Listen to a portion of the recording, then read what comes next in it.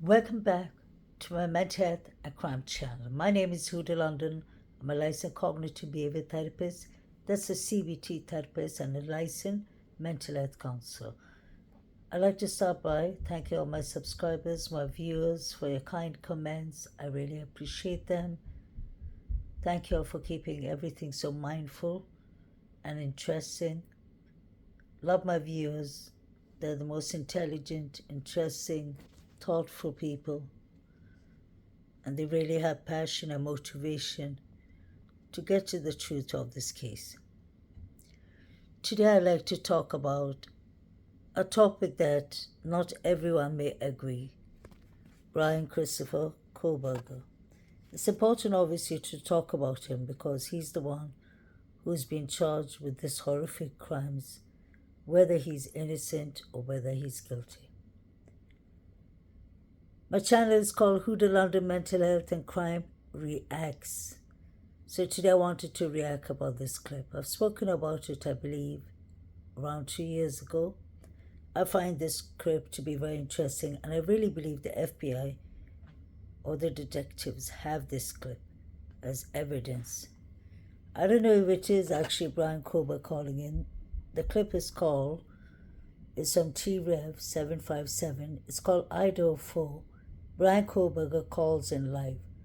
Not confirmed, allegedly.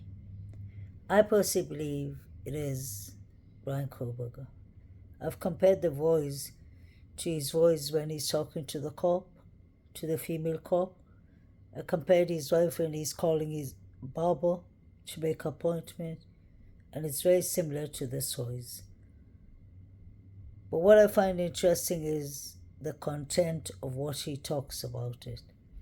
Very interesting about the Sigma Chi fraternity boys asking him how to get away with unalivings. Dave. Hey, what's up, Dave? You live? Hey, what's up, man? Is this T-REV? Yes, sir. What's going on? Not much, man. I found you today. I watched your live earlier this afternoon and been watching this one. And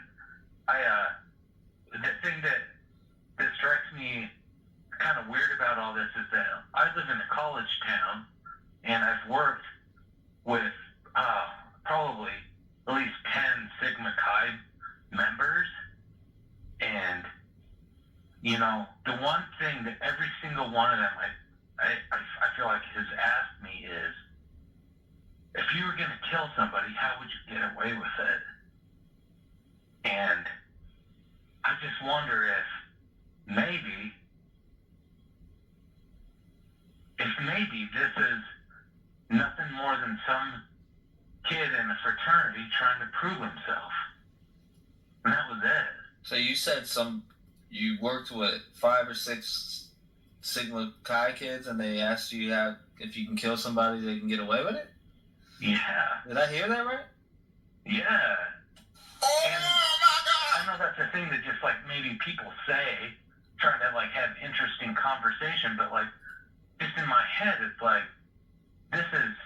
it's always been these dudes that were in the fraternity. And so it makes me wonder if it's a thing that's in their like culture, that they ask to see how smart you are and whatever, and what kind of answer you come up with, and someone took it too far. Oh, wow. What kind of dudes would ask you that? Well, That's crazy as shit, man. That's an outrageous statement, man. I'd write their names down. Yeah, man. You know, I like horror movies and all that kind of stuff, and I'll watch those kind of things. But like when someone like in person says some stuff like that, it's kind of like jarring. It's like, what? Why are you saying something like that? Yeah, that's man. Who said that to you?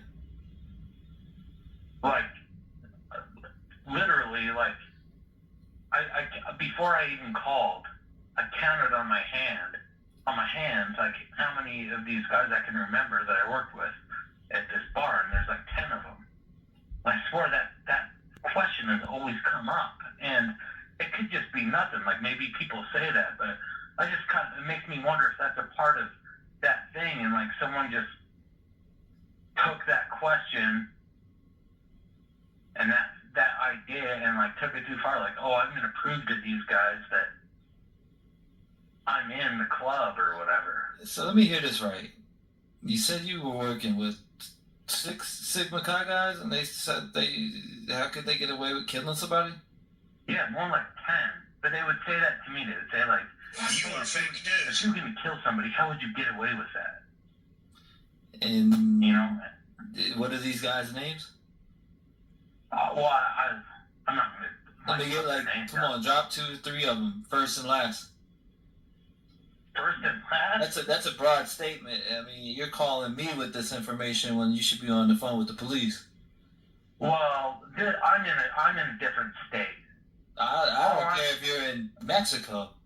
If that's the case, and the people from the Sigma Chi told you that how can you get away with murder? I mean, I'd be on the phone telling them that. Well, I guess what I'm trying to say is maybe it's like an exercise of like, if you were gonna make pasta for 100 people, how would you like prepare? How would you like execute that? Like, it's not like they're actually asking you because they want to do it. It's more like, how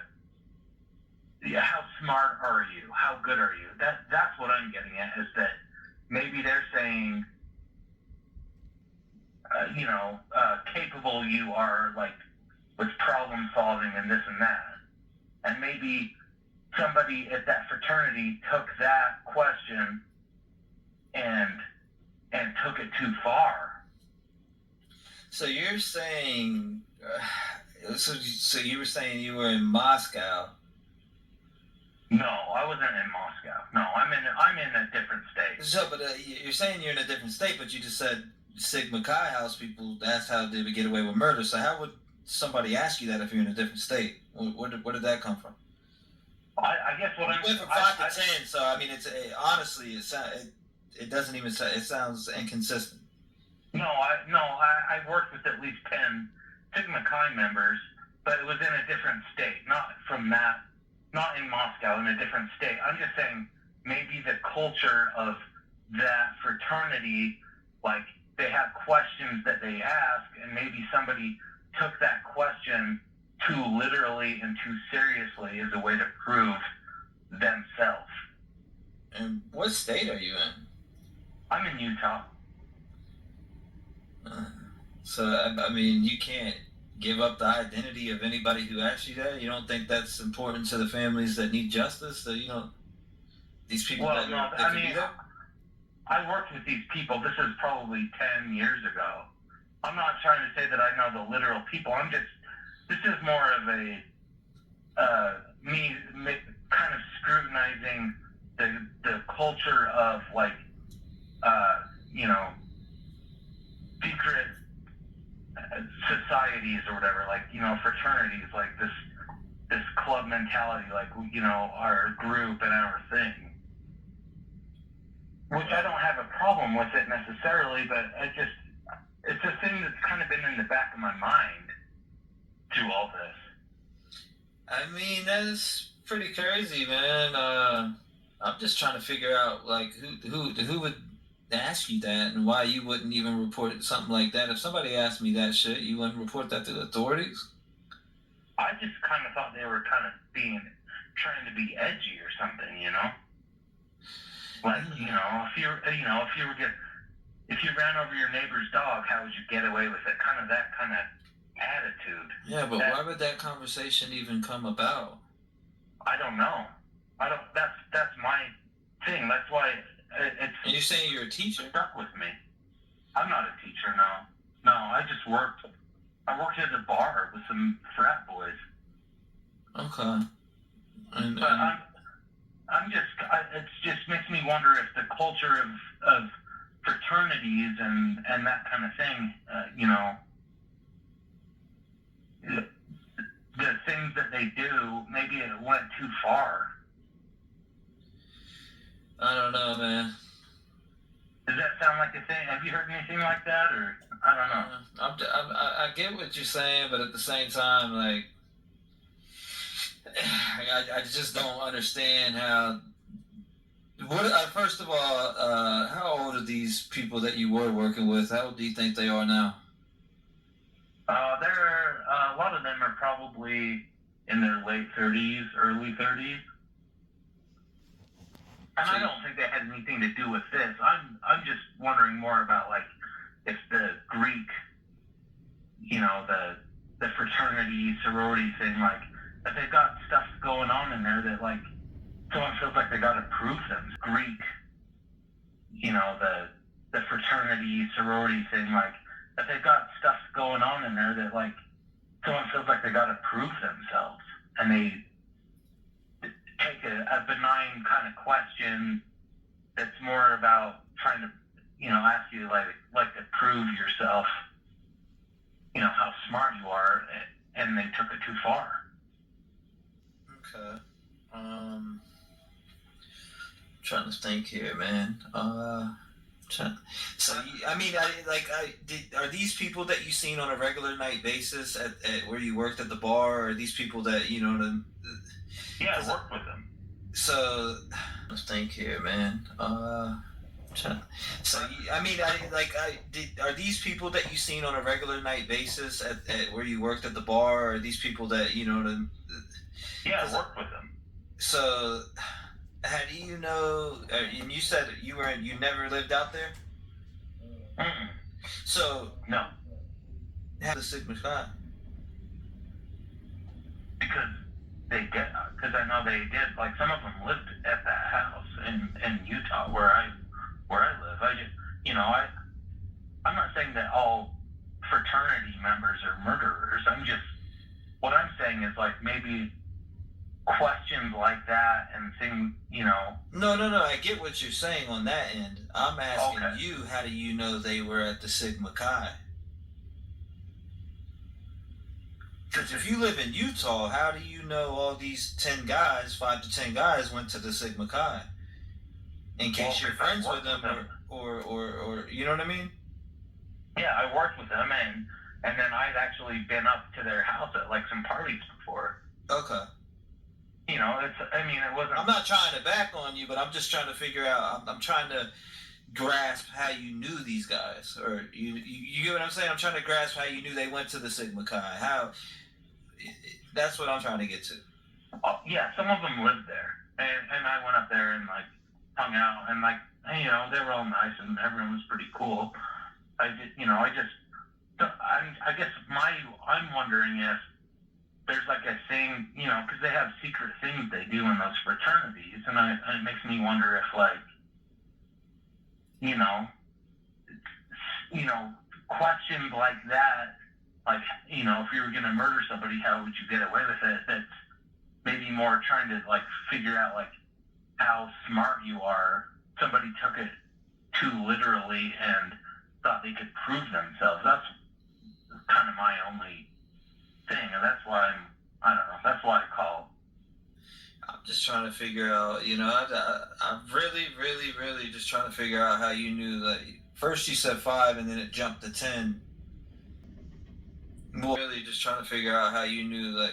First you said 5 and then it jumped to 10. No, it was 10. Well, first you did say 5 though. Oh. You said 5 guys, and then you jumped up to 10. And I'm just trying to figure out how you knew that. I don't know the Sigma Chi like that. All I know is this. You said 5 guys, and then you jumped up to 10. And I'm just trying to figure out how you knew that. I don't know the Sigma Chi like that. All I know is this Sigma Chi house is in Moscow, Idaho. So. Yeah, and I'm not saying that Sigma Chi's are murderers. That's not what I'm trying to say. No. I didn't say you were saying that, but to say that they asked how you get away with a murder, that's just it's a broad statement. Yeah, man. It's a jarring thing to hear. It's like, what? Like, we're having some beers. Why are you asking questions like that? That's, and I don't think it's thing to hear. It's like, what? Like, we're having some beers. Why are you asking questions like that? That's, and I don't think they were asking for advice. I think it was more of a mental exercise. But to me, it's like not that. It's not a cute question. It's messed up. Yeah, I see what you're saying, but I mean, Well, okay. Well, you did. Yeah, I'm just saying you did. I pay attention to what people say. Okay. Yeah. I mean, you did say 5 at first, and then changed it to 10. Well, okay. Well, You did. Yeah, I'm just saying you did. I pay attention to what people say. Okay, that's cool. But I mean, I don't. Maybe I don't. Maybe it was 6, 7, 8. I don't. Maybe you can't retract all the way and just said 5 because you were nervous. I have no idea. I am nervous. I don't normally like call into things and do this kind of thing, but like this has been a thing in the back of my head after like hearing about this stuff for the last few weeks, and it's, I don't know. I just wonder if if this was even more senseless than a jealous boyfriend or whatever. Like if it was just someone trying to prove themselves and that's it. Right. And I don't know. Maybe this is an inappropriate call for your show, but I just I mean, you throw it out there, said man. Sigma Chi guys, but I mean, if they're in their 30s, it wouldn't. I'm pretty sure most of these other dudes are what? Are they any of them that go to the college now? Oh no. I'm saying they're probably in their 30s now. At the time that I worked with these guys like 10 years ago. That's I'm not trying to say it's any of these guys. I'm more just going. I'm just trying to say like maybe that they have the culture of fraternity life has weird questions and weird stuff that comes up, and maybe that's what motivated someone to do something like this. Right. Now, just when I hear something like that, when I hear something like that, you're like 5 to 10 dudes. You did say 5, and then you changed it to 10, but I'll give you the benefit of the doubt on that you're just nervous. But I put it like you were like, they asked you how they can get away with or killing somebody or whatever. That just strikes me as super odd. That somebody would even ask you that, Yeah, they asked me like, how would I do that? Yeah, how would you do that? That's just I'm like, I don't know. I don't think about stuff like that. Like, I don't know. Yeah, that is pretty weird. Yeah, I don't know. It's just something I thought I'd throw out there. Anyways, I subscribed, and I've enjoyed like listening to your live stream and everything. So thank you. I'll let you get to the next caller, man. Yeah, no doubt, man. Keep up the good work, dude. Appreciate it. Appreciate it.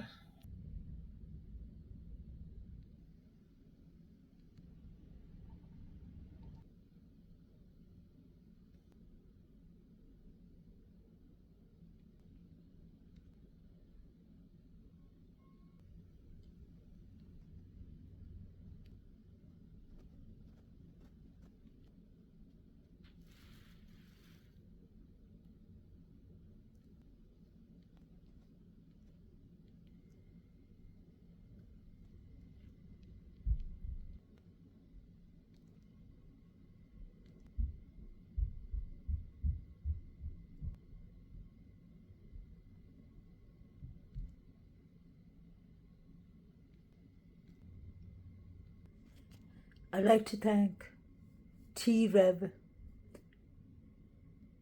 for hopefully letting me use this clip. I was analyzing from there. What do you all think, guys? Let me know in the comment channel. Do you all believe this Dave guy is Brian Christopher Coburn? It's a bit of a tricky one, but 70%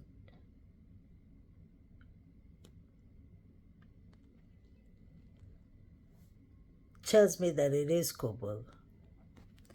I believe he was trying to, let's not forget, this is the period where no one was arrested. So I believe he was trying to get his story across. I really believe the Sigma Chi fraternity boys approached him while they were having a couple of beers, and they must have asked him, how did you get away with murder, like he said. I think T-REV just put him in a spot, so he started saying that he lives in Utah, and this was 10 years ago. I don't believe that part. I really believe that Koberger would have known some of the frats and sororities if he was going to 1122 Kings Road. I believe he was going there to purchase rugs, either from DM, but especially, I believe, BF, because the Venmos says a lot. That's all I can say. You can go back to my clips and you can check. She's dealing the C word in rugs, and they were speaking code language and even direct, blatant. What do y'all think about Dave's statement that the Sigma Chi boys were asking him how to get away with murders? I really see that as a possibility. Because let's not forget, Brian Koberger was a criminologist student doing his PhD. So he would know everything in that sense. Everything about a crime scene. His professor said he was excellent, intelligent, one of our top 2 students in his master's. If Dave, this guy that just called in, is Brian Koberger, what I can say is actually he's very professional, very decent. He doesn't raise his voice. He's very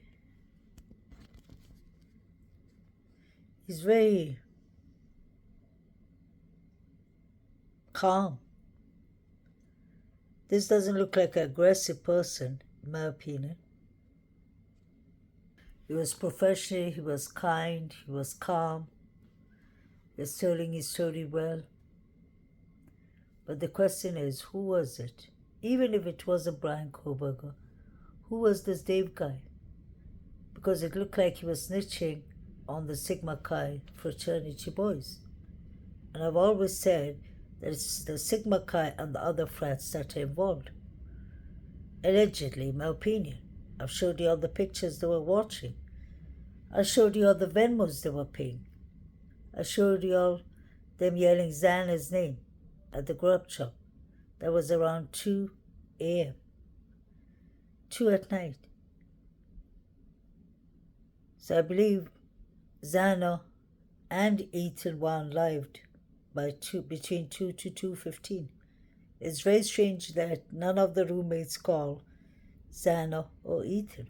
From the beginning, we've heard rumors that Quinn Kelly, DM's boyfriend, was seen there that night. Although he says he's never been to IDAHO, Moscow, I have some pictures I will show you also of him, basically Quincy Kelly, at 1122 Kings Road. But this was the day the girls took the pictures together, if you remember.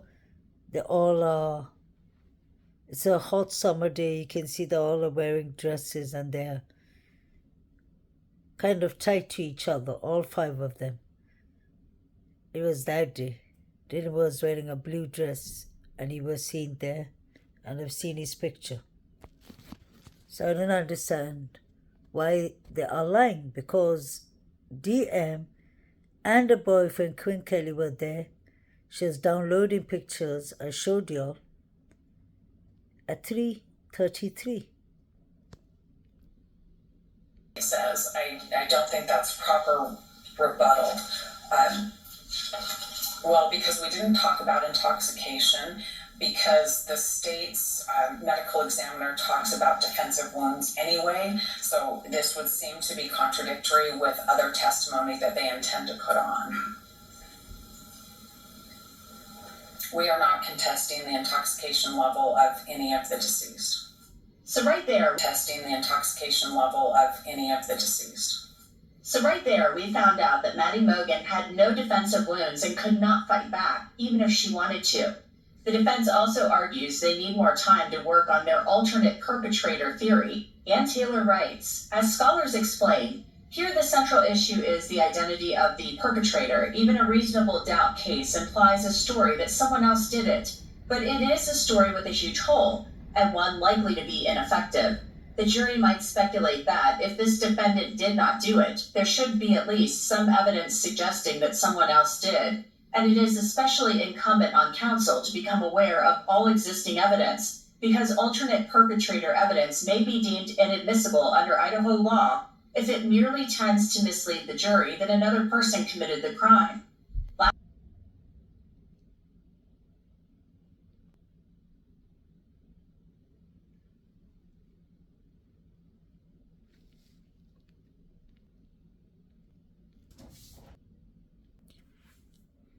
I wanted to talk a bit about the FRATS and the reason that I came with my theories in the beginning that it was true incidents. The timing was different. I believe Ethan and Zana, unfortunately, were unalived between 2:10 to 2:15. I've always believed Maddie and Kaylee were unalived after the last call they made to Jack D. What I find interesting with the 911 calls, especially the transcript, is that at 2:53, Maddie Mogen tries to call Bethany Funk, but Bethany Funk does not reply. I wonder what that was about. Was Maddie in danger? Did Maddie hear anything? Let's not forget Maddie lives on the 3rd floor, but she faces the road, Queens Road, Kings Road. And so does Bethany Funk, because there's the living room under Maddie, and then there's BF's room, Bethany Funk's, on the 1st floor, ground floor. 1st floor, yeah, there are 3 levels. Why didn't she answer? What was going on? And what was the last calls about? I don't believe, like the Gongalves said, that it was just drunk calls. I believe there was an issue going on between Jack D and Kaylee at the grub truck. Maddie must have said something to Adam. Adam told Jack D. Shawalter looked like his face was bashed in. I hate to say that, but that's the truth when he comes on the grub truck. Just have to pay attention, zoom into his face. He's carrying weapons, allegedly. Checking both his pockets, his pant pocket and his jacket pocket. These people have weapons on them, without a doubt. So let's go according to the 911 transcript. Why was there silence for at least a good 57 to 58 minutes? There was silence from 2:53 to 3:51 or 52. What was happening? Was that the time the surviving roommates were downloading pictures? Because DM was uploading pictures on VSCO, private, anonymous. Her boyfriend Quinn Kelly, was allegedly there that night. Let's not forget what happened 13 days before on Halloween. Maddie put that up on TikTok. She was calling DM a liar, effing manipulator, and such things. DM looked very sad. Maddie was sitting on top of her. They looked like they were hazing DM. DM was chid and gagged in her room. They were calling her Jaden and calling her Gay. Then there was the case of Hannah Clay. She was bullied to death. The school said there wasn't any foul play, it was an accident or overdose. But people say that she was bleeding her torso and such things. She had injuries. Then you have hot cylinder. So there's a lot of bullying, hazing, a lot of things going on in this college, in my opinion. So let's summarize this with Dave. I believe it could be BK. This was before he was arrested. Maybe he was trying to tell on the FRATS. And I believe BK was there because he was buying rugs from Bethany Funk or Dylan. So when this Dave guy says the Sigma Chi fraternity boys asked him, I believe they did it. And the other frats, like the one in Banfield, the 3 boys, I believe they had some beef to settle with Ethan and Zana. I really believe that. You can see their pants look reddish. One of them has Vans shoes on. One of them has a glove on, in my opinion. Saeed is watching crime scene pictures. Saeed sent a Venmo at 2:13. What was actually going on? 3:30, there were many people with masks seen there. Everyone was posting pictures on VSCO, not only Instagram and Yikyuk. So did the Sigma Chi fraternity boys and the other frat boys come together? Another thing I want to talk about is Maddie. I kept on saying for over 2 years, number 9 is putting something in her mouth. Some people disagree, many people agree. You can literally see his thumb and his finger inside Maddie's mouth.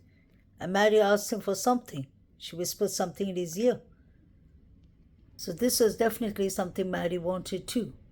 But my question is, why did Maddie fight back? She couldn't fight back. Was the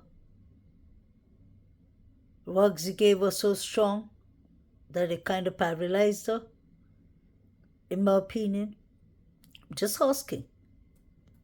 Always follow the beginning. In the beginning, they told us these students wasn't gagged up.